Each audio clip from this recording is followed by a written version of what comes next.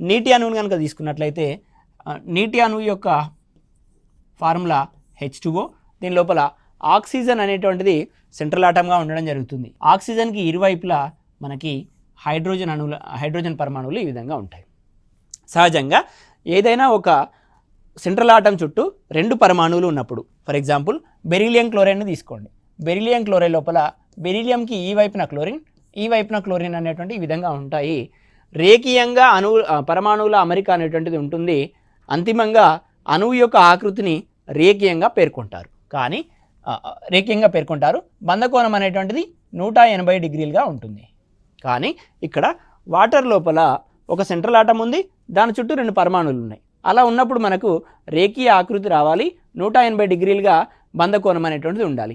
అలా ఉండకుండా inverted V shape, తిరగబడిన వి ఆకృతి అని పేర్కొనడం జరుగుతుంది. నీటి అణువు యొక్క ఆకృతి తిరగబడిన వి ఆకృతి. ఈ తిరగబడిన వి ఆకృతి ఎందుకు వస్తుంది అని అంటే ఆక్సిజన్ పైన కలిగినటువంటి ఒంటరి ఎలక్ట్రాన్ జతలు. నైట్రోజన్ పైన ఏ విధంగానైతే ఒక ఎలక్ట్రాన్ జత ఉందో ఆక్సిజన్ పైన కూడా 2 ఎలక్ట్రాన్ జతలు అనేటువంటివి ఉండడం జరుగుతుంది.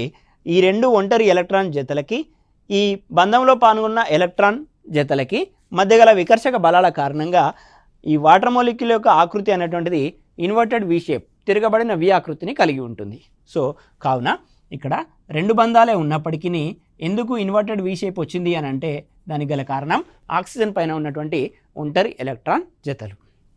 సో మరి బంధకోణాన్ని కనుక చూసినట్లయితే ఇక్కడ 109 డిగ్రీస్, ఇక్కడ 107 డిగ్రీస్, ఇక్కడికి వచ్చేసరికి 105 డిగ్రీలుగా ఉంటుంది. వాటర్ మాలిక్యూల్ లోపల బంధకోణం అనేటువంటిది 105 డిగ్రీలు. మరొకసారి బంధకోణం అంటే ఏంటి అని అంటే ఒక అణువు లోపల పరమాణువులు అనేటువంటివి బంధాలను ఏర్పరుస్తాయి.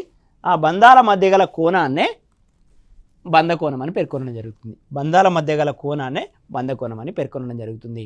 దీన్ని డిగ్రీలలో కొలుస్తాము.